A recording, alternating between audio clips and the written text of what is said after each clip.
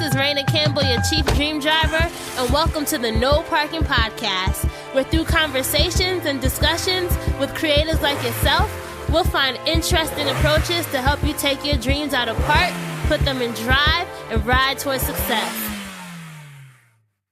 The teacher doesn't give you the answer during the test. And sometimes you have to fail to see your own power.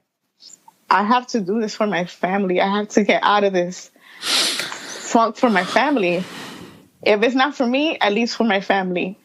And I decided that day, like, I'm not going to let this job define me. I worked too hard in life to let people in blue suits tell me I'm not worthy. Hey, Dream Drivers, welcome to episode 86 of the Dreams and Drive podcast. And that voice that you just heard is that of our guest today, Sarah Vega. And Sarah is the host of Dique, which is the self-help podcast with a twist that caters to the Latino demographic. But before Sarah was a podcaster, she was a writer. She was a blogger. She was a nonprofit worker. And she also was a corrections officer. And Sarah talks about her journey navigating those different careers, but I think the thing that is really going to be the part of the episode that hits home for a lot of us and is really the part that I was a little bit shocked about because I had no idea that this happened to Sarah. I went into this podcast thinking we were going to talk about certain topics, and we ended up talking about things that I'm honored that Sarah shared because I know it's going to help someone listening. Some of the things that we talk about in this episode include what inspired Sarah as a child, all that stuff that we talk about in other episodes. We talk about how she got her start in media, networking, all that stuff. But then we talk about what happened to Sarah after she became a law enforcement official and working in corrections, what that was like, and how she got fired from that job, and everything that happened to her afterwards, which caused her to spiral into a dark period in her life. And Sarah talks about battling depression, battling failed suicide attempts, battling homelessness, all because of this firing. And there's just so much that we talk about, but I think the part that's going to be very inspiring is the part where Sarah talks about how she was able to find faith and hope again, and the new beginning that she is chasing for herself, and that new dream driving story that she's on now. And that's the part of the podcast that I think we all need to hear. And just as a heads up, this episode does contain some strong language. So if you are listening around children, or if you're not privy to cursing, I just want to give you a warning beforehand. Before we get into the episode though, I do want to say that we have officially relaunched our Facebook group. So if you want to be part of the Dream Driver Facebook group, all you have to do is go to dreamsanddrive.com/Facebook, fill out your information, and then you will get sent to a link where you can request an invite into the group. I'm excited to hear what you guys think about this episode. So if you are on social, make sure you're following us at Dreams and Drive, Facebook, Twitter, and Instagram.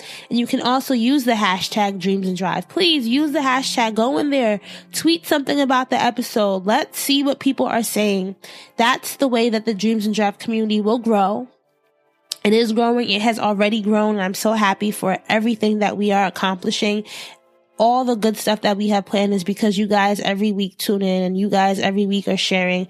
Thank you, thank you, thank you. Let's get to the episode. Hi, Sarah. Thank you so much for being a guest on today's episode of Dreams and Drive. Well, thank you for having me, making me feel important. You are important. Stop saying that. Stop saying No, I that. know, but you've had some interviews on here, girl, So it's funny because episode 83 guest Mackenzie Dawkins, I was like saying how I've been trying to get her on the show forever. And she's like, oh girl, I don't have a story. Oh, nothing's important about me. I'm just regular. And I'm like, no, we all have stories. So I bet you with this interview, it's going to be the same thing, or people are going to be so inspired by what you have to say. And you'll be like, wait, that's me? I got a story? Yeah. I mean, I hope so. I trained.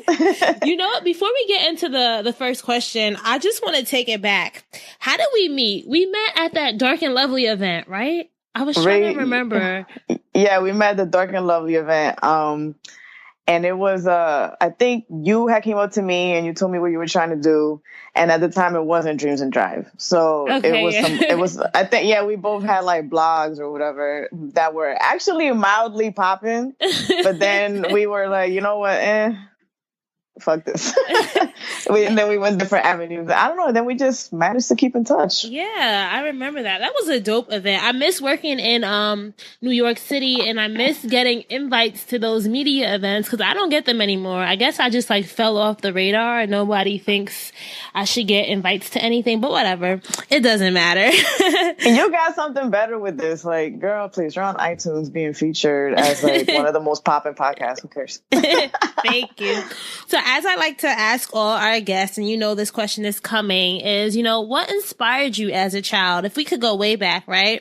And you could imagine Sarah, the 8-year-old, the 9-year-old. Who was she like? Or what was she like? What was she inspired by? Sarah, the 8-year-old, was very shy. And Sarah, the 8-year-old, had, you know, I grew up in a typical Latin household. And it was very like, be seen, not heard. Mm-hmm. So I was very quiet, even though I had my own personality, but I was very quiet. However, you know, my mom used to always bring me these magazines that she used to get from her job. My mom was a former teacher. And like, I guess she had like the magazine plug because some lady will always bring her like a stack of all these fashion magazines. And I would spend hours pouring through each and every one of them, like Spanish ones and English ones, a lot of, you know, like The Source and Vibe and, you know, Jane, YM. I don't know if you remember those. Yes, I remember those. I do. So it was a lot of reading as an 8-year-old. So that inspired me. That was like my first step into, okay, I want to be a creative. You know what's funny? You just had me remember when I was younger, my mom used to get like the Essence and Ebony subscriptions. I used to go in and I was obsessed with like cutting out pictures of people's outfits. And I had this old Pocahontas like book bag that I would cut outfits out and put them in the book bag. I don't know what I was trying to collect, but I had this book bag of just outfits and like inspirational words at a young age too. Yeah, I was really big on cutting out the outfits and making lookbooks at 8 years old. I was huge on that. And my mom was like, I guess she didn't understand what she was buying because she would get me like Cosmopolitan. She would get me Vanidades, which is a Spanish magazine that's been around like longer than me and you. But they had a lot of adult topics. You know, and I'm like, you know, now that I think about it, I'm like, I don't think my mom knew what she was giving me, but, you know, but either way, I had just, you know, stacks on stacks. Like I had a mini library of just all the old, and I would keep the old ones. Like you could not throw them out because those were reference checks. So you were a young fashion editor. I was not playing with it. I loved it. So back then, like what was the dream? Did you have something that you really wanted to be as a child? Yes, I was huge on becoming a fashion editor. Like that was my big dream growing up, you know, being in an office and working in that environment of journalism. Well, you know, like fashion journalism. And I really wanted to work my way up to become an editor. Okay. So young Sarah's in her Newark apartment, right? Because you grew up in Newark, New Jersey. I grew up between Newark, New Jersey and Washington Heights. Okay, so you were here just saying, hey, when I grow up, I'm going to be a fashion editor. How did that kind of play out, like through high school, through college?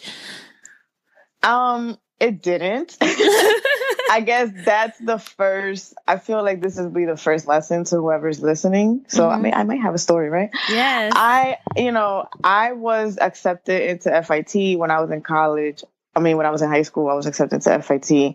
And, you know, listening to my mom and a little boyfriend at the time, I didn't go.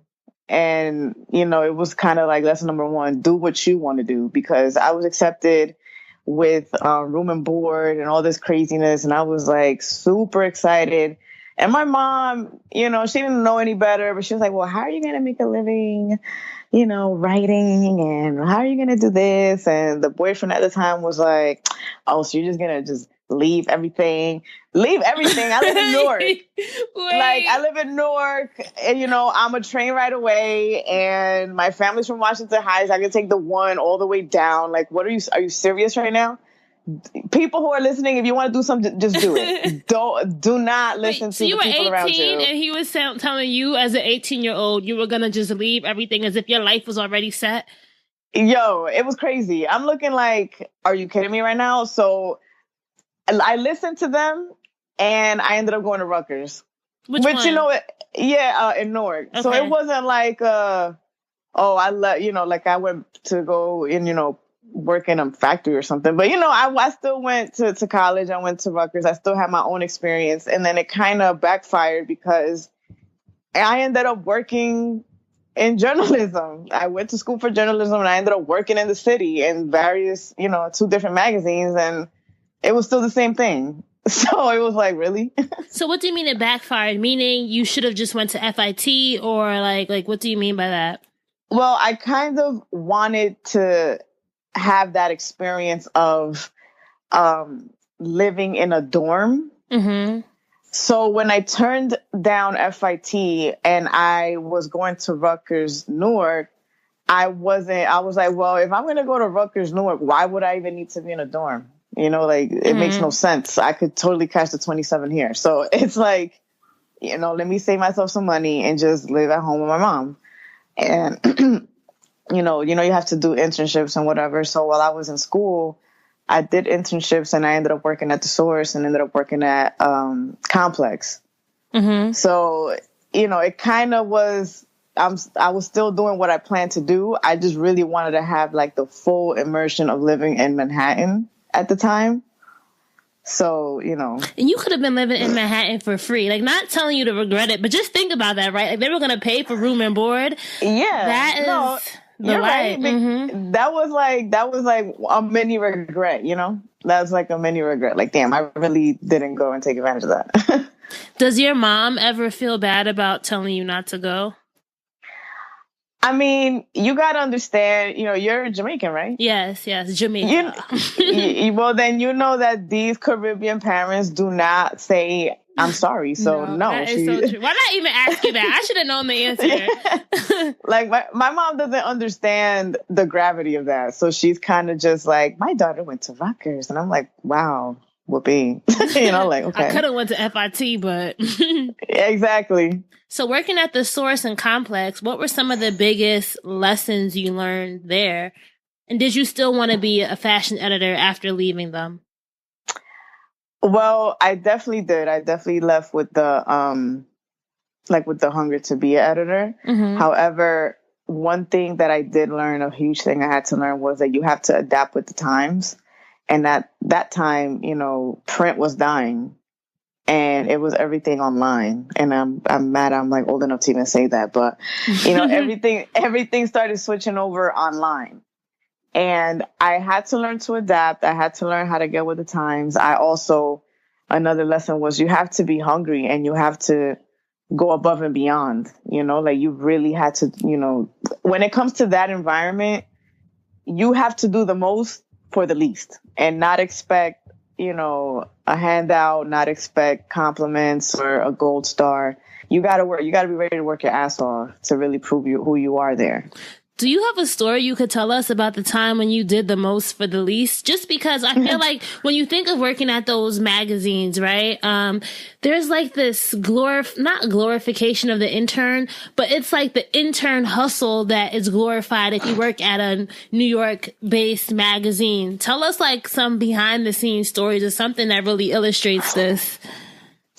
It was, when I was working at the Source, I was working at Complex, sorry. Because I started as an online writer. Then I went to the Source. I was there for a few years, and then I went to Complex.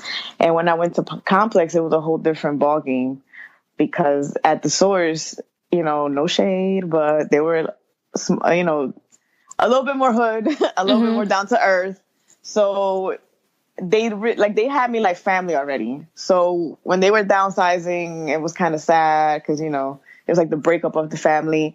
And when I went to Complex, it was that was like the birth of the hype beast. Mm-hmm. You know, so it was kind of like I kind of didn't fit in almost because that was just not me. And it was the issue where Kanye was guest editor. So I met Kanye before Kanye became Kanye. And yeah, and you know, he wanted some ridiculous what was it? Like he wanted something with like some ridiculous request. I don't even want to say what it was because it was just so stupid, but it was a ridiculous food request. And at the time I was working the fashion closet, and it just so happened that I was walking past to deliver something to someone, and he really pulled me to the side and he was like, I want you to go get me this. And I'm looking at him like, you for real right now?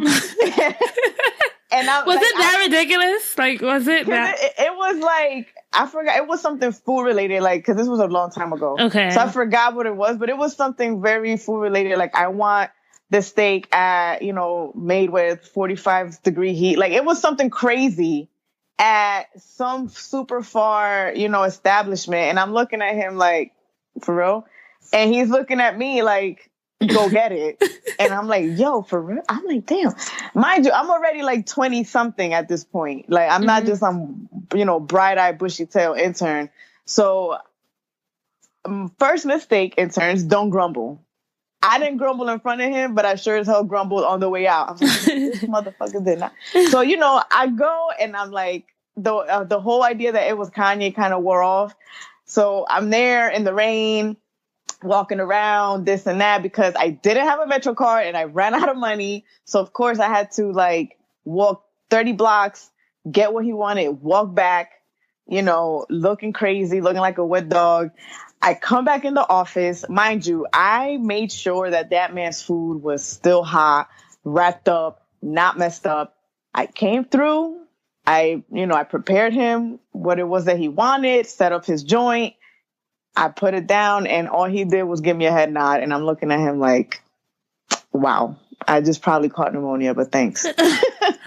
Wow. And he wasn't even like the Kanye that we know now, so he wasn't that famous yet at this point. No, he was, at that point, he was the Louis Vuitton Don. Like, that was his whole thing. He was college dropout Kanye. Okay. And, he, at that moment, that was just one of the stories. He was kind of like, oh, okay. And I'm like, oh, all right. So no, nothing. And nobody else, no one else at the magazine said, hey, Sarah, thanks for doing that. No one else gave you props or anything? Nope. How did that make you feel? To be honest, I knew what I was in for working there. So I wasn't surprised, but I felt like, I still was like, damn, like I can't even get a pat on the back, but yeah, it was like, I already kind of knew what I was getting myself into. And I kind of knew the life that I wanted and the life that I had set out for myself at that moment. So I wasn't looking for a gold star, but it would have been nice if someone was like, thanks, because at that time I was already living alone. I had my apartment. So this wasn't just, oh, I want to work here. This was, I need for this to work because I need to eat. Because you mentioned that you were an older intern, so it wasn't like this wasn't an internship straight out of college or while you were in college. No, this was, and it wasn't even an intern. Like, I was really working here already. Okay.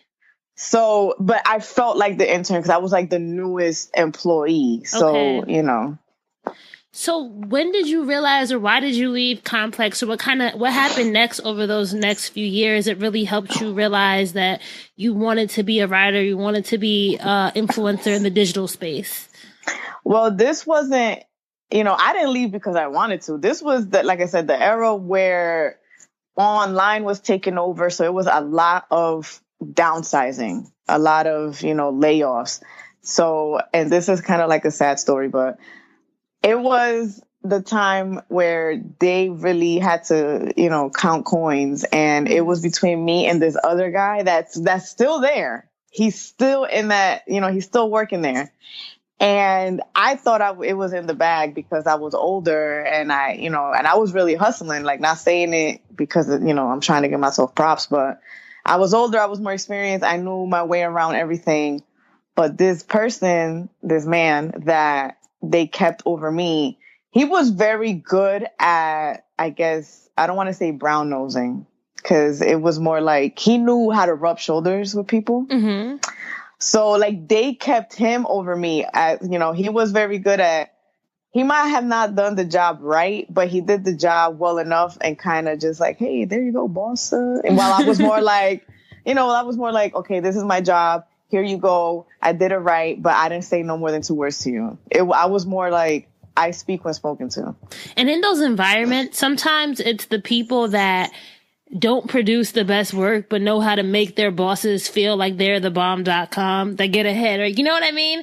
And it can kind of be unfair a little bit, but it's like the game, especially in the media world, especially in New York City, because that's the only place I can really reference. But right.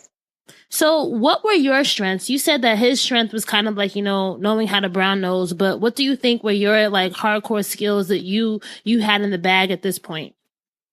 I was just very get the job done. No excuses. I don't care what it was, get the job done. Because during this point, those jobs don't really pay you a lot.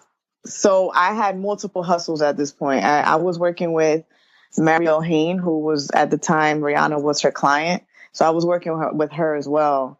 And we were just, same thing. If she wanted a pink sparkly tutu with turquoise glitter, I had to produce that. So that's exactly what I had to do. And that environment made me very, no excuses, go get it done.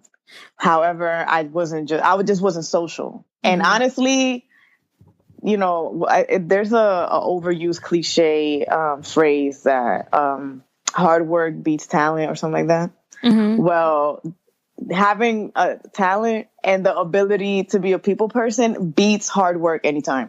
It really does. So 2 things here. Mario Hain, you said Mario Hain? Haenn, yes. Now she works for J-Lo. Was she a stylist? She's a stylist, yes. Okay, I wasn't sure about that. So you were kind of helping to style Rihanna. Did you meet Rihanna during this point? Yeah. Oh, wow. How's she in real life back in the day? Like, was she cool? She was dope. No, she was dope. She was still like, because I met her during the umbrella phase. So she was coming into her own, starting the whole little rebel thing. And, I had short hair. So she was like, oh, I like the short hair, so I'm going to cut my hair. It was cool. She's very personable. How did you get in touch with the stylist? Because, not everyone can just say, hey, I was working with Rihanna stylist. Like, what was that whole network building like? Well, I was working with her because one of her stylist assistants, she contacted me through social media and asked me if I wanted a job. It was as simple as that. Like, really? She was like, hey, you want to work for me? I was like, I'm so serious. Okay, so now we gotta figure out. So who was Sarah Vega, the social influencer at this time? Like, who were you on social media? How were you building out that part of your persona? I mean, this is the thing that I want people to understand. Back then, it wasn't curated anything. Back then was just Facebook and MySpace and whatever. So nothing was curated. Everything was just, this is who you are. And, I guess people thought I was dope. I don't know. But I've always been how I am now, which is just, I have quiet confidence. I dress how I want. I do what I want.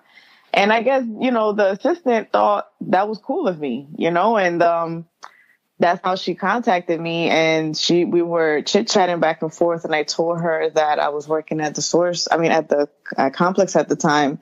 And she was like, well, do you think you could do both? Do you want to work with me? And I was like, yeah, sure. And then I had the interview with Mario Hain, and then that's how it came about. And I was with her for about 1.5 years.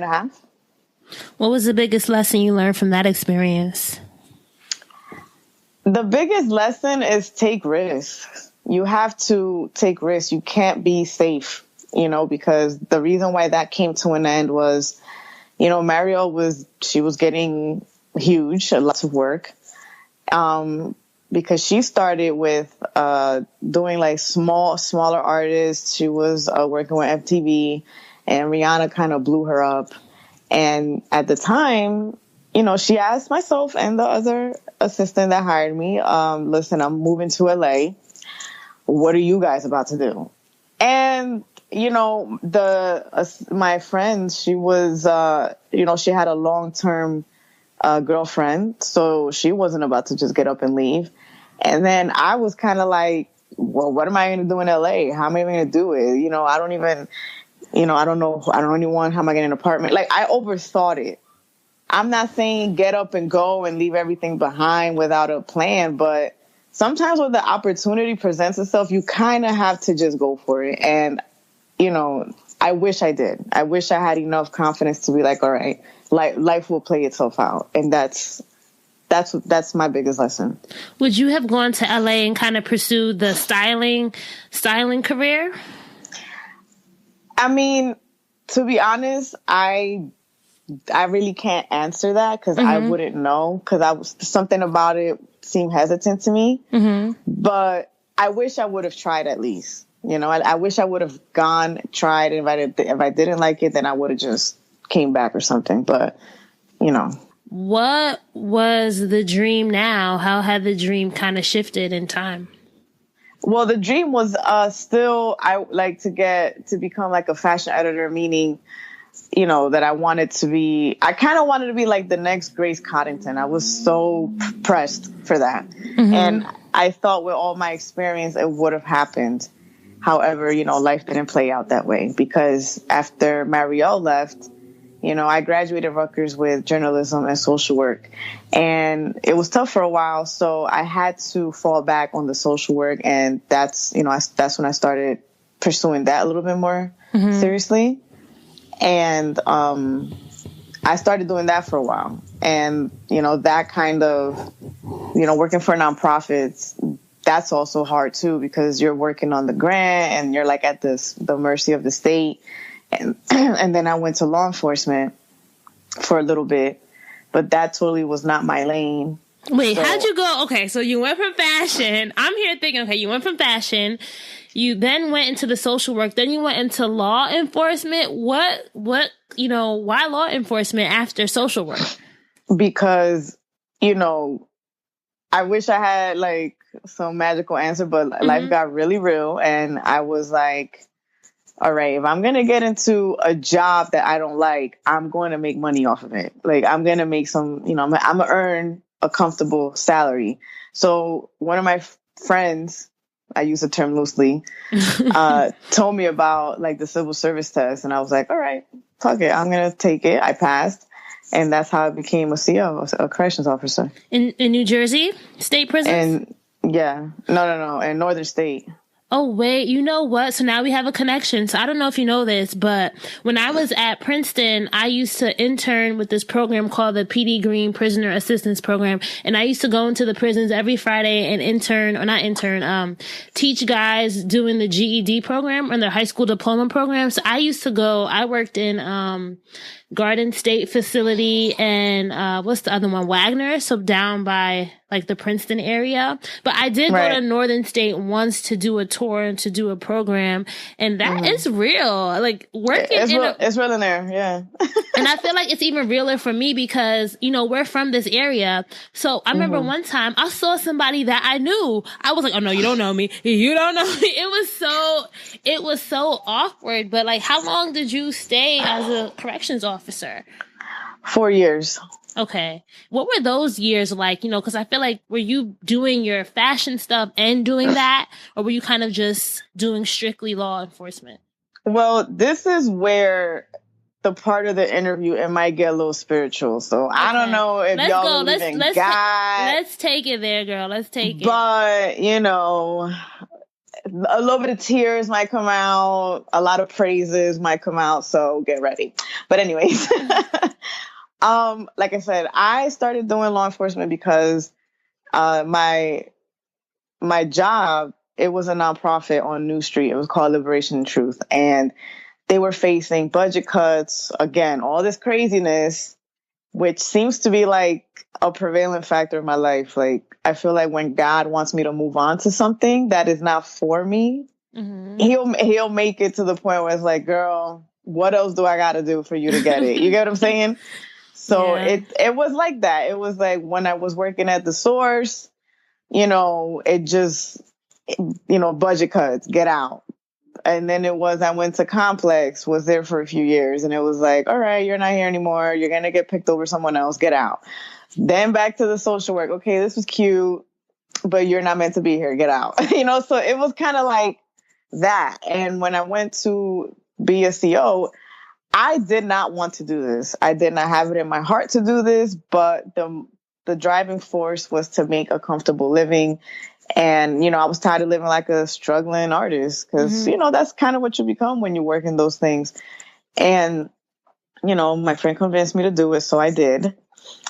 And I hated it. All 4 years, I couldn't stand it. And I knew this was not the direction I was meant to go.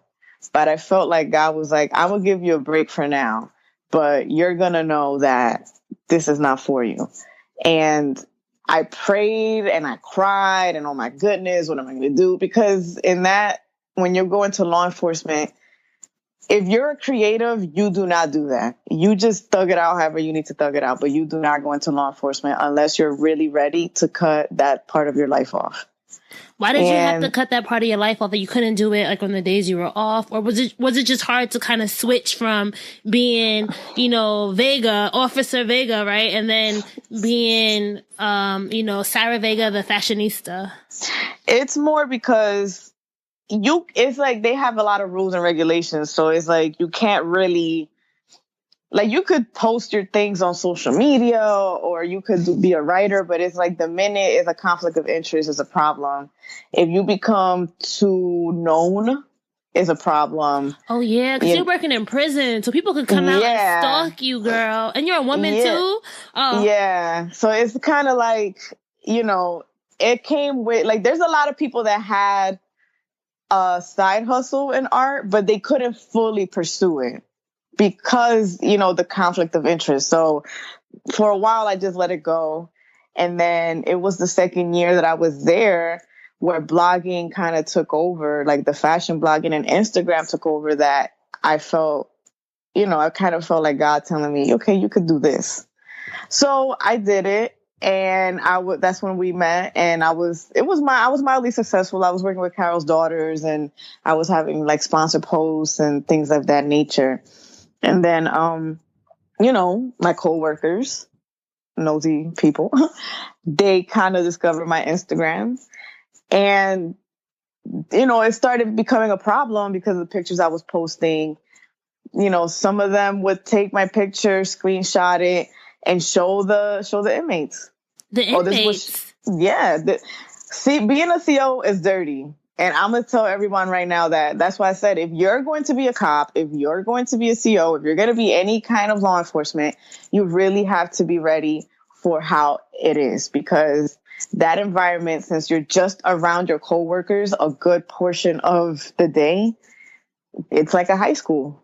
Everything is that becomes your life. You just hang out with your coworkers. Everything you do is with your coworkers. I'm not bashing it, but that's, even if you do like the job, you cannot tell me that that's not how it is.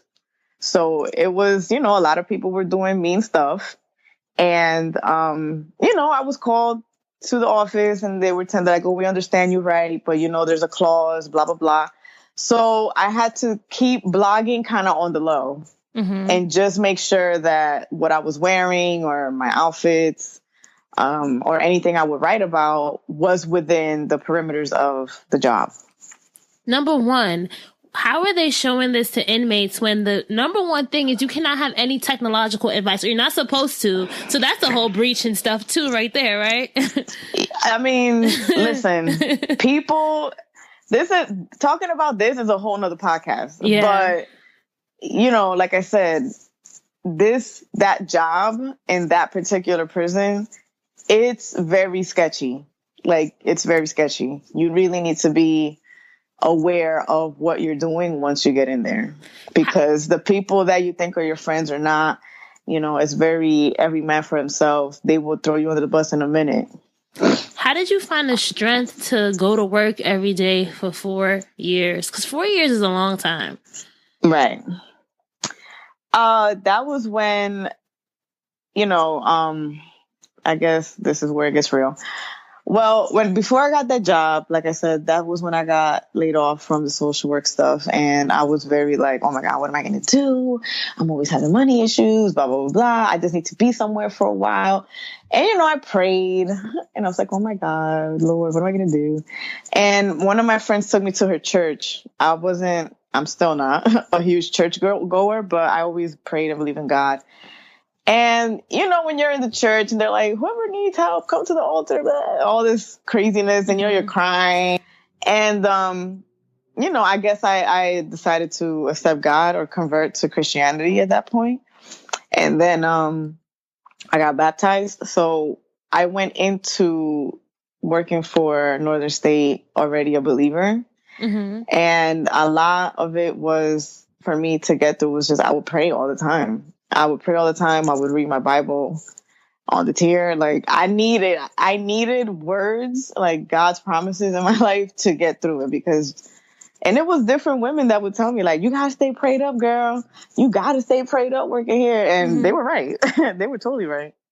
Cause I feel like, even when I was just a volunteer, I think as a woman in that type of environment in an all male facility as well, it's just, it's draining. It's like, and you're attractive. Like you're not like, I'm not saying that they wouldn't try to, talk to someone who's not attractive because they don't see women at all beyond the officers or visits. But it's just like, you have to constantly have that, people trying to talk to you, people trying to, not saying manipulate you, but manipulate you in some No, way. It's manipulating. No, you said it right. You said it right. Yeah, it's like manipulate you and that environment is just so draining. So prayer really was something that just helped you get through that. Right.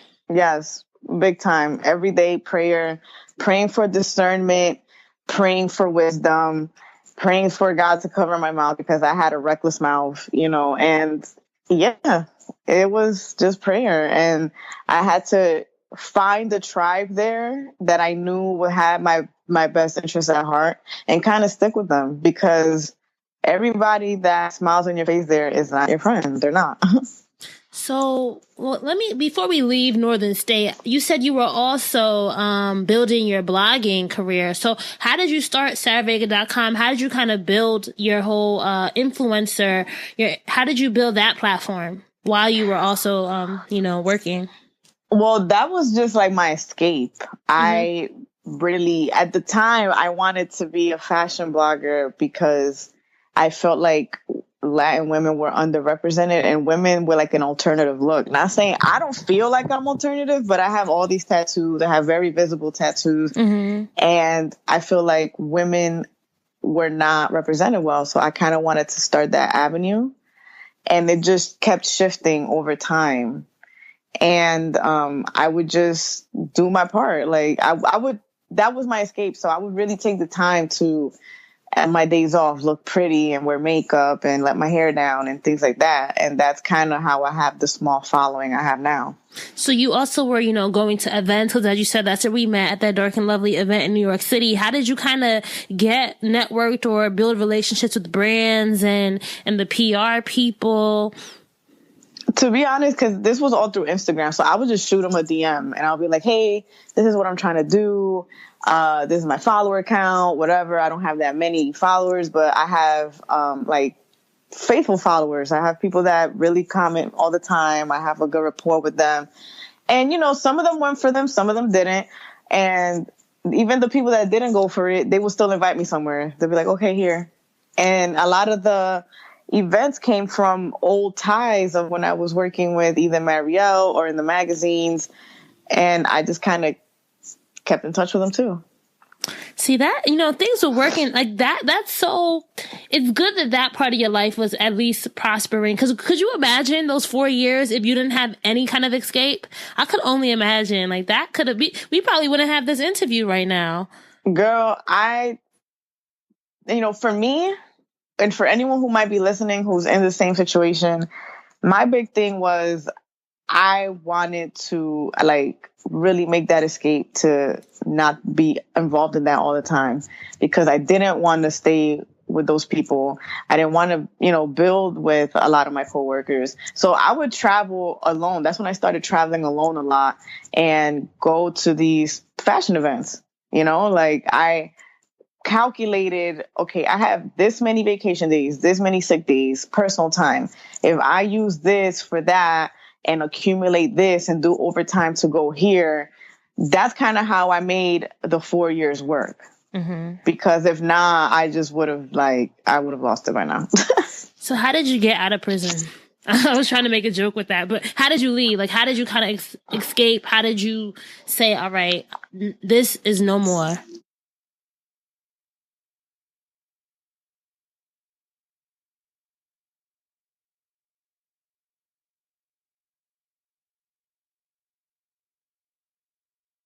Again, this is how God works, but I was not liked at all. I really wasn't liked over there because, again, respect is minimal. And, a lot of my superiors used to disrespect me, and then I would disrespect them right back.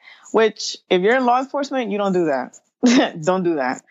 You could pull them to the side, speak to them man to man, woman to woman, but shouting matches is not a go. So because I was disrespectful right back to them, which I will cop to,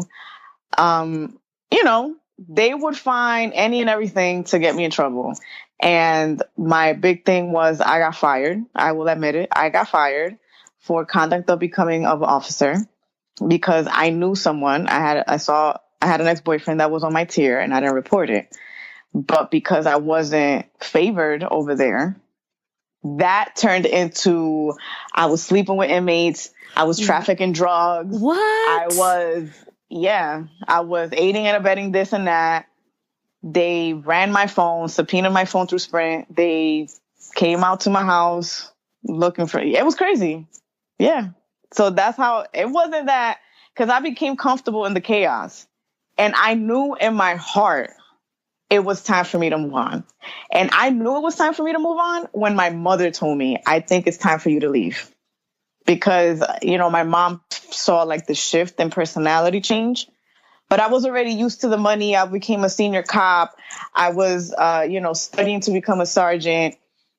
But God works in mysterious ways. And I had inmates tell me, listen, these superiors don't fuck with you out here. You need to leave. I had reported that one of the inmates was going to tell me that he was going to rape me. And, I will say his name because at this point I don't care. He was a lieutenant at the time, Lieutenant Bruce Kerner. He really said he didn't care. He said, oh, the inmate, he's lying. What? I'm like, bitch, the fuck you talking about? Like, this is a big deal. Once I felt that coming, like it was to the point that it got to that, it was like, okay, I gotta go. But again, the fear of not taking that risk, because I was like, well, why am I going to leave? I'm making good money here. I'm going to study for this. I'm living comfortable, blah, blah, blah. And again, everyone around me was saying leave. God was sending all kinds of multiple signs. Everybody was saying leave, and I didn't. And because I didn't, it all kind of went to hell. Well, I'm just here. Wow. Like when you said that, I did not expect this story, Sarah. I did not. And I mean, it's not, I didn't know this, right? Because, we only really like talk about like digital stuff, and it's like, wow, this is, so you kind of were forced out, but it was a blessing because imagine if something had happened to you and nobody was there to help you. I'm only choosing to say, and I'm about to start crying. I'm only choosing to say this story because a lot of people in that environment, they go through the same thing. I've seen so many people get set up for bullshit and it never gets addressed. And it's not going to get addressed because that's just how that industry works, I feel like COs don't get enough praise because they work with people that even street cops can't deal with. But in the same token, it's a very dirty game. And my whole thing is I wish I had my guard up enough to understand that, like I did, but I was too lax with it, meaning not lax with the inmates or with, no, just, I was just like that. I became part of my environment instead of being vigilant that these people don't fuck with you. These inmates don't fuck with you. These officers don't fuck with you. Like, why are you so comfortable? Because of the money? No way. You get what I'm saying? So I really feel like that segment, and even law enforcement too, because, when I did I did my thesis on like policing in Orange, and I interviewed a lot of cops, and I feel like there's, people don't talk about, like, I feel like sometimes cops and correctional officers get a bad rep, but at the same time, people don't really understand like what it is to be living in that environment day to day. And there's so much stress, there's so much trauma that happens. Yeah, of and course. It's like, it's not addressed. And if you're in a facility where they don't have budgets for like mental health professionals, like I'm pretty sure, like, did you guys have access to, let's say, staff psychologists, staff therapists? Well, one, no, they don't. Mm-hmm. However, they have like a hotline, right? Okay. However, if you were to really say, hey, I'm going to call this hotline, the backlash you're going to get is crazy. Oh, you soft. Oh, you're a bitch ass nigga. Why are you gonna call? Oh, look at this bitch ass. Da, da, da. You get what I'm saying? So that's why people really kill themselves, because it is a stressor. And there are some people that are doing legit shit that they're not supposed to be doing, because the main reason why I got fired was I didn't snitch on the person really trafficking the drugs on the tier. I didn't. And, I've seen people really do things they're not supposed to, like bring cell phones and drugs or whatever.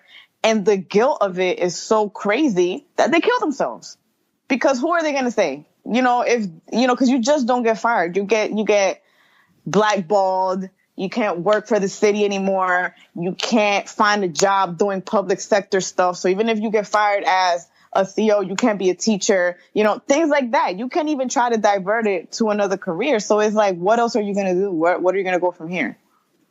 So a lot of people turn to that, like, God forbid, to suicide. So yeah, they offer it, but they don't encourage it. Oh, it's another segment. America is so messed up. It's just, it's like, I'm not trying to like make fun of this situation, but it just goes to show you like, it's not, I'm not trying to make light of it, because I've seen it. I've seen it. And if there's someone right now telling me, oh, this bitch, she got tired. She just got fired because she knew somebody. She was probably, fucking old boy. That's how it is. You know what I'm saying? And the reason why I say I got so complacent is because every time somebody told me, oh, they're investigating you, they're doing this. And I'm like, there's cameras. They know I'm not doing nothing. And they knew this. They knew I wasn't. But because I wasn't, like I said, I wasn't favored. I really, I did my job. Mm-hmm. I only spoke when spoken to. However, because, if someone made a pass at me, a higher up, and I didn't, respond to that, it was like a blow to the ego, like, oh, who the fuck she thinks she is? So they said, like, you know what? I'm gonna smoke her boots. And that's exactly what they would do. Like, they would put me in the worst situation or give me like the shittiest job. After a while, that made me just a better cop, because they would always put me somewhere where another chick did not want to be. So I learned the job that way. You kind of rose to the ranks that way. Yeah, because it was like, oh, so you don't want to do this? You know what? We'll put Sarah, because she's a bitch. So they will put me in some shit, and I learned from it. And then that was it, because a lot of the women there, they smile and giggle. And I've had some of the women there to be like, to me, like, I don't know why you have so much problems here. You're so pretty. Smiling at them, it'll get you farther. Girl, please. Wow. So what were what was the next step for Sarah now? How did you kind of reevaluate where you were going and the dream at this point in time? Well, I always knew in my heart that I wanted to do something creative. Mm-hmm. At this point, I mean, this was just me. I guess I failed forward. I didn't become an editor. I did not become, this super crazy Instagram star with the blogging. And when I got fired, it was the beginning of the end for me, if you want to see it like that. Mm-hmm. I had to get rid of my old life. You know, I moved to DR for a good minute because... That's why you were in DR? I was like, why is Sarah up in DR every single second on Snapchat? I'm like, she is living. Because, you know, at this point, I was completely done with, like, New York and the United States. I was like, man, fuck this, I'm out. And I went over there, you know, to try to build a new life. But again, here comes God. Like, no, you're here to chill for a little bit and then you're going to take your ass back. So I was there for about a year. You know, nothing worked out. Like, I couldn't find a job. I couldn't, you know, I needed a visa. I needed this. I needed that. So I had to come back to go to my hearing. I lost my hearing, you know, from work. And I went through a really deep depression. And I was kind of couch hopping. You know, there's like 3 levels of homelessness. You couch hop, go to a shelter, and then you end up on the street. And I was very close to that, to ending up in a shelter. I was just hopping from couch to couch. I still with my aunt for a little bit. And I went through a really deep depression because it's embedded in you in the training that if you fail as a cop, you're just a failure. Like, oh, you're an inmate lover. Oh, this chick. Da, da, da. I've heard all kinds of terrible things about me. Like, I've heard from other cops. You know, Newark is but so big. So it's like people knew more of the details than I did. You know what I'm saying? And it was crazy. And, you know, the fact that, like I said, I was always like, oh, go hard, get things done no matter what. So to hear, you know, the biggest thing for me was my ego, like my image. I felt like my image was tainted when I got fired. And it was, for me, it was so embarrassing. And I had to, you know, deal with the depression. I was, you know, I gained a lot of weight because I was so depressed. You know, I didn't want to do anything. And at one point, I really tried to commit suicide. You know, I took a bunch of pills. You know, I tried to go that route because I was living with my aunt and I was, you know, I couldn't find a job for anything, for nothing at all. And the one place that was gonna hire me didn't, because that came up in the background check. And I was already like, oh my God, I'm 32. What am I going to do with myself? Blah, blah, blah. And I literally lost everything I worked for in a matter of weeks. And it was just so hard for me to take. And at this point I was very, here comes the tears. You know, I'm here trying, like, I'm trying not.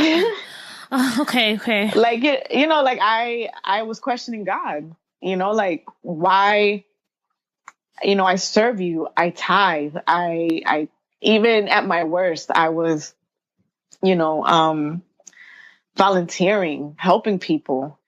And, you know, I didn't hear him. But sometimes the teacher doesn't give you the answer during the test. And sometimes you have to fail to see your own power. And, you know, I tried to drink all those pills, and all it did was literally give me a huge stomachache for 2 days. I thought that it would have worked, and it didn't. And I tried it again. And all it did was just give me a huge swollen gut. That's all it did. Made me throw up. That's it. And I felt even worse. I'm like, damn, I'm even failing at how to kill myself. This is crazy. You know, like, not to make a joke out of it, but man, it was just that intense for me. And, you know, I wouldn't move from my bed. And my mom, she came because she lives in DR. So she came to see me. And it was one particular night where I just shut down. I didn't move. I didn't think. I wasn't even breathing right. Like, I just was like, I was like, God, if this is it for me, just do it. I had finished taking a whole bunch of pills and I couldn't move. And I stood in my bed. I locked the door and, you know, I stood there for like a whole 24 hours. I didn't go to the bathroom. I didn't eat. I didn't drink. I didn't do anything. And I was hoping that that happened because of pills or whatever. And, you know, it didn't. And this is why I say God is so real, because I was on my phone, you know, my phone was ringing and I wasn't answering. And next thing I know, like, the light goes off on my phone, and it was like a pop-up of like a Bible verse. And I saw it and I just started crying. I was like, oh my God, you know, like, and it was the Jeremiah verse, for I know the plans I have for you, plans for good and not evil, plans for hope in the future. And I heard my uncle playing like gospel, and I finally got up, and it was around 3:00 in the morning. I got up. My mom was by the door, like sleeping. My aunt was on the chair with her head down sleeping, and my uncle was on the kitchen floor sleeping. And they had the Bible in their hand, each one of them. And that was where I guess they were all reading the book of Jeremiah. And wow. I went to the bathroom and I cried, and I was like, you know what? I have to do this for my family. I have to get out of this funk for my family. If it's not for me, at least for my family. And I decided that day, like, I'm not going to let this job define me. I worked too hard in life to let people in blue suits tell me I'm not worthy. And I had to reclaim my power, because I know who I am in Christ, and I know who I am as a person. And this was not in vain. Granted, part of it was my fault, because I should have followed protocol. I should have said something. I know this person, get him off my tier. But because, you know, growing up in the hood, you don't snitch, you don't do anything, it backfired. And I know it was a little harder, because that's just how God works. That's how life works. Mm-hmm. But I knew that God was with me this whole time, and I knew it was for a greater purpose. And, you know, that same night I had a dream where God, you know, I was thrown off a cliff, but, you know, supposedly by the enemy, and God picked me up, and he took me around the world, you know, traveled around the world. And next thing I know, he just sat me down in front of a mic. And next thing I know, my aunt was moving to DR. I didn't have anywhere to go. I was, you know, I had to sleep in my car a few nights. Next thing I know, my friend called me, God bless her soul. Her name is Lauren. And she was like, stay with me. And I stood with her for 4 months. And that's when I had the idea to do the podcast. Dique podcast, right? Yeah. Wow, Sarah. First, I want to say thank you so much for sharing that. And you didn't have to, but you did. And wow, it's just so amazing how we think that we know, but we don't know until it's shown to us. You know what I mean? And wow. You could digest it, girl. I know. I'm here like, did your family, did your mom, your aunt, your uncle, did they know what you might have been doing in the room? Like, did they know kind of what you were feeling? Like, how did they, or was it just one of those, like, you know, mother intuitions, let me pray for my daughter, she needs it? Well, my mom came to the States because she had to handle some business here. But my aunt, she felt like something was wrong with me. They don't know that I tried to commit suicide in the room. Nobody knows. This is the first time I share it. But, you know, I guess, like I said, my aunt told me that she saw that shift already. She was like, you know, I saw that you lost that sparkle, and I was worried. And I guess that was when it was my uncle's idea to play the music. And he, you know, they're all like, my family, we didn't grow up in the church. We were just very like, I think we all just kind of converted later. Mm-hmm. So my uncle was just like, I'm going to just play this because I feel like the house needs this. And that was what they told me, you know, and they all started praying, and they all kind of fell asleep by the door. And this just shows also the importance of that support, right? And the importance of having those people around you who will take notice of you and be that light for you when you need it. Because imagine if you had to like go through that alone and there was no one on the other side of the door. Thank you to your mother and your aunt and your uncle. I'm appreciative of them because, you know, it could have been a whole nother situation. Yeah. I mean, I just felt like it wasn't my time to go. And, you know, I was forcing something that was not supposed to happen. So, you know, I thank God that all I got out of it was just, you know, a bloated gut, you know, like not something crazy, but it wasn't my time to go. And that was a coward way to go about it. But going through a situation like that, getting set up for something you didn't do, you know, having people talk about you, losing everything in the matter of weeks, it gets to you. And when I started the podcast, you know, my podcast name is Dique. I wanted to address those issues. You know, I wanted to chronicle my life, and I kept it real from day one on my podcast. Like, I would say, hey, right now on my friend's couch because I don't got nowhere to go. Hey, I'm doing this podcast from my car because I don't have a studio. You know, so I started that with the intent of talking about my life, how I got through things so other people can do the same. And then it just kind of took a turn for, I just want to speak about, you know, Latin culture.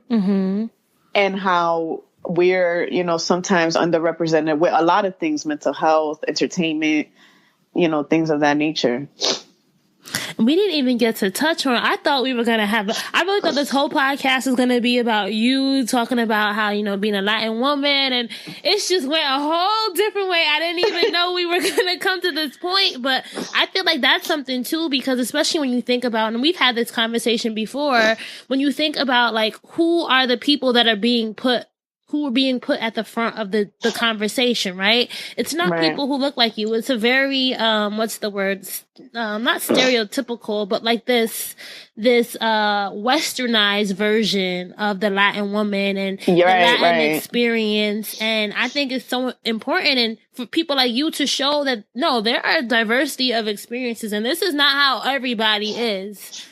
Right. I mean, my intent when I did the podcast, when I started it, I really, to me, because again, this is another why I say fear, you know, fear is a big thing that a lot of us need to break through from. And like I said, I was so beaten down by life that I was just like, you know what, fuck this. What am I going to lose? Like, I already lost everything. I'm living on my friend's couch, you know, like, who cares? So nobody listens. This is just for me. And when I named my podcast Dique, I named it with the purpose of representing the East Coast Latino, because a lot of Latin entertainment is based off the West Coast. There's there's a lot of, it's like Me Too, MITU, the Mezcla, Flama, you know, there's a lot of them that they kind of do a lot of West Coast Latin culture, Mexican, Central American things that here in New York and Jersey and Connecticut, we can't relate because, you know, we don't go to the market for horchata. You know, we don't even know what horchata is, you know? So it's like, it was a lot of that on in social media where the jokes, the music, the culture is all about, you know, no shade. I'm not trying to throw anybody on the bus. I'm not trying to say Mexican, you know, but it's a lot of like that, the Mexican culture, which rightfully so. However, you can't successfully try to come across the platform, talk about that here, you know, like in the East Coast, because here to dembow and we listen to reggaeton and we listen to, you know, a lot of típico. Just, you know, if you're Spanish, you know what I'm talking about. You know, like they don't have that in the West Coast. Here, that's kind of thing. And me personally, I know it's a daunting task, but I'm kind of excited for it. I'm trying to merge that. Kind of like how trap took over New York from Atlanta. That's kind of how I'm trying to do, you know, for our culture across the states, you know, like across the country. That's so important. I feel like you are, I mean, how many episodes are you in now? I was I was trying to look on SoundCloud, but you have at least, like, how many do you have now? At least 15. Yes, and you're on iTunes. Everyone, I'll put the link to Sarah's podcast in the show notes. But Sarah, like, what's the dream now? You've gone through so much. I'm like, girl. No, because you said it was so much like, girl, I want to see you win. Like, No. I mean it like in the sense of how, like, you have, like, there's something else that you're working towards, and what's that now? How are you going to keep going? How are you just going to keep pushing, keep dream driving? Well, to be honest, like I said, I always wanted to be in that atmosphere, in the atmosphere of art and creativity, you know, no matter what form it took on. And I think that's kind of the lesson here, that don't look at how the package comes. Don't look at the, don't look at the wrapping paper. Look at just the overall package. Mm-hmm. You know, being a huge Instagram blogger was not for me.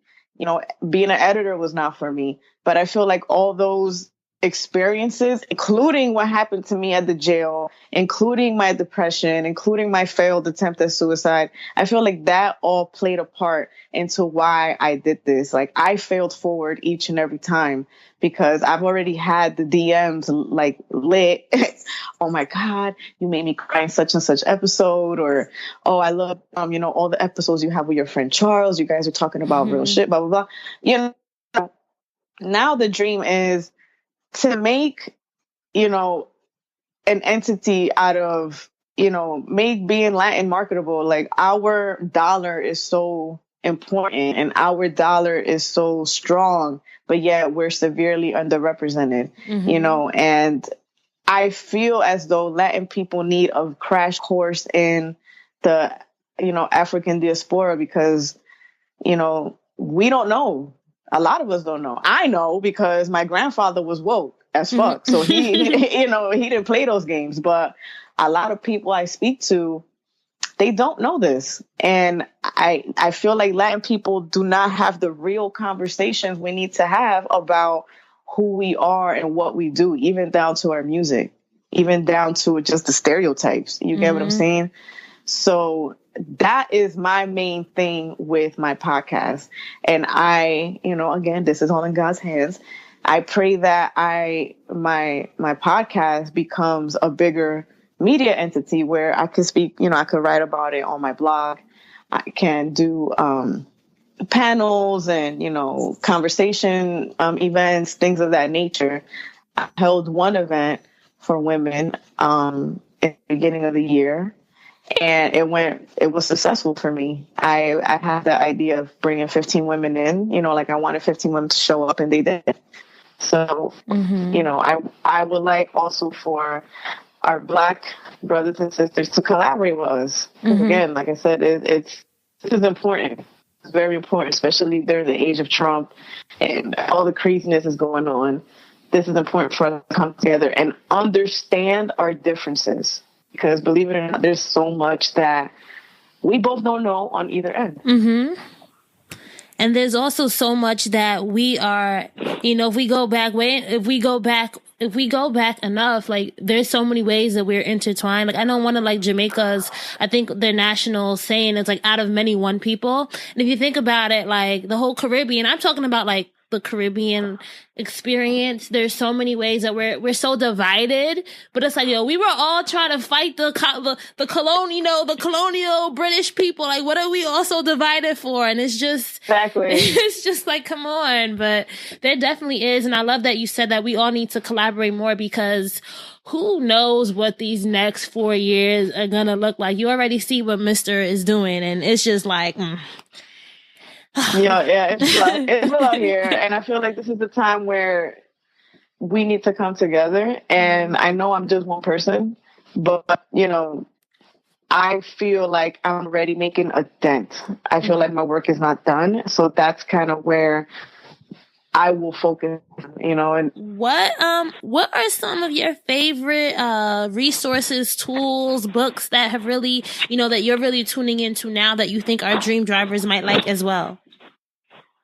Okay, so number one is the Bible. I know it seems cheesy, but the Bible, I just for people, even if you're not a believer, read the Book of Proverbs. Start with that. It gives you basic life lessons, and it's kind of like a catalyst into faith, you know, the promises God gives you and how to life, how to, you know, retrain your mind to see the best of everything. Because all these inspirational books have one thing in common. Everything is control your mind, control your thoughts. Mm-hmm. And that comes from the Bible. In the Bible, it says, you know, the power of life and death is in the tongue. Asking you shall receive. The power of life and death is in the tongue. That all comes from the Bible. So that's one. Mm-hmm. A major key for me that really helped me retrain my mind from being a recovering overthinker, negative thinker was Battlefield of the Mind by Joyce Meyer. That's a huge one. There's a reason why that book sold like 80 million copies, because it's real, you know?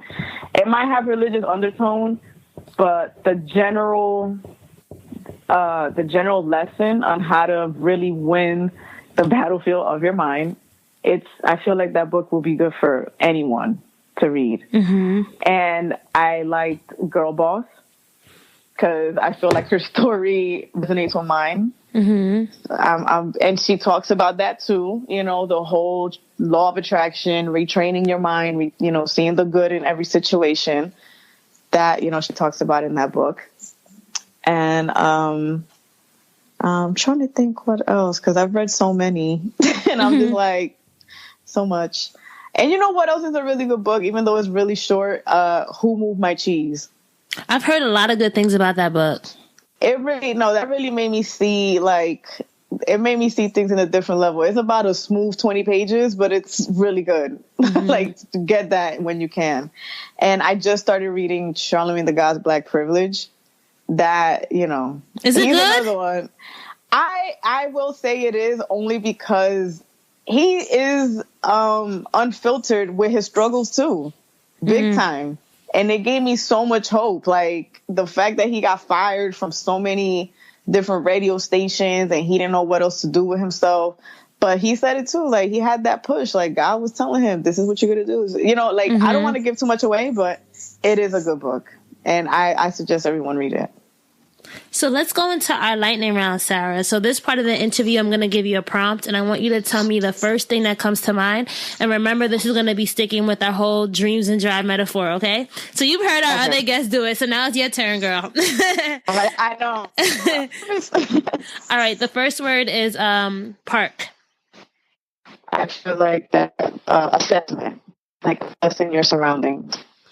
Reverse. It's retracing your steps. Neutral. Enjoy them, because everything is all good. So enjoy them. And then drive. Action. And if you want to be a dream driver, Sarah, you have to have your keys to success. So tell me 3 things that you think every dream driver needs in their toolkit before they hit the road. A lot of faith. Mm-hmm. You need a lot of faith. You need a lot of actual drive, meaning you need to have a lot of action, because even in the Bible it says faith without works is dead. So if you have a lot of faith and you're not moving, you're not doing anything. And the third one is you need to have a good support system. Yep. Those people who will pray for you when you don't even know they're doing it, right? Exactly. That prayer, and that just believe in you, and that they will tell you if something sucks. Like, okay. Because, you know, you can't have yes men all the time. Definitely. And when you feel like giving up, Sarah, what keeps you going? Honestly, the fact that I don't want to die not using my talents, whatever they may be. Mm-hmm.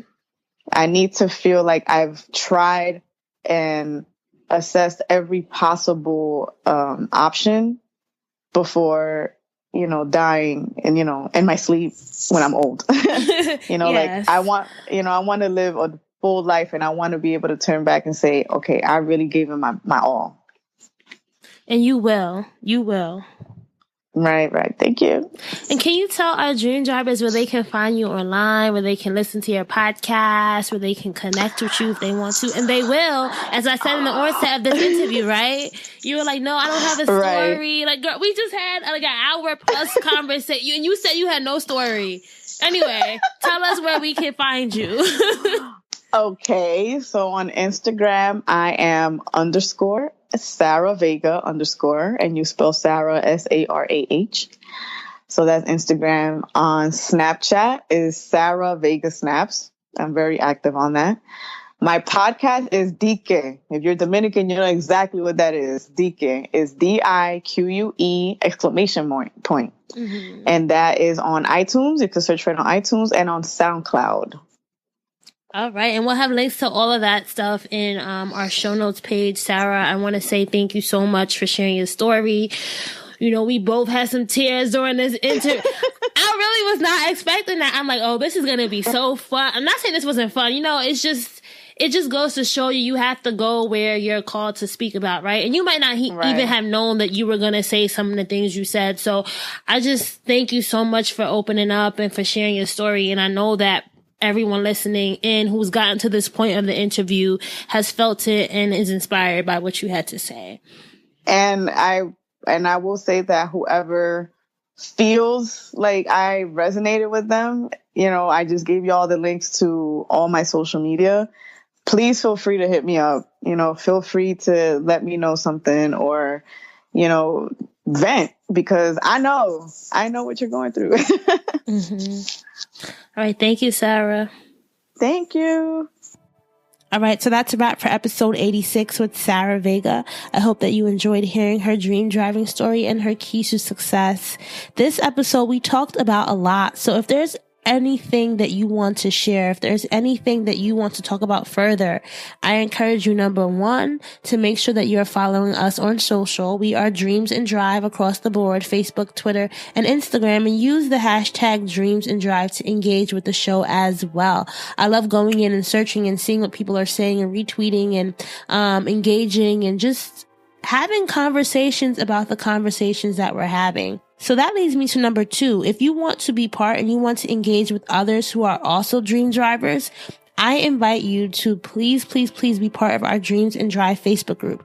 And to request access, all you have to do is go to dreamsanddrive.com/Facebook and follow the directions there. It's really easy. That's dreamsanddrive.com/Facebook. And last but not least, make sure that you are subscribed to the Dreams and Drive channel wherever you're listening. Hit that subscribe button so that you get updates every week when we have a new episode release. Our next episode is going to be with Nena Stella of The Rap Life, and it's going to be all about self-care for creatives and lifestyle entrepreneurs. And she's going to talk about how she was able to build the rap life from the ground up. So that's going to be a great episode. I hope you all can tune in. Keep dreaming, keep driving. Don't give up on yourself ever. Don't. There may be times when you want to, but I'm telling you, you have to start practicing not giving up on yourself, practicing believing in yourself. Manifest it. It's there. It will. It will. It will. Remember those words. It will. I will. Not I want to, but I will. Not I don't know if, but tell yourself I will. We'll talk soon in episode 87. Bye, guys.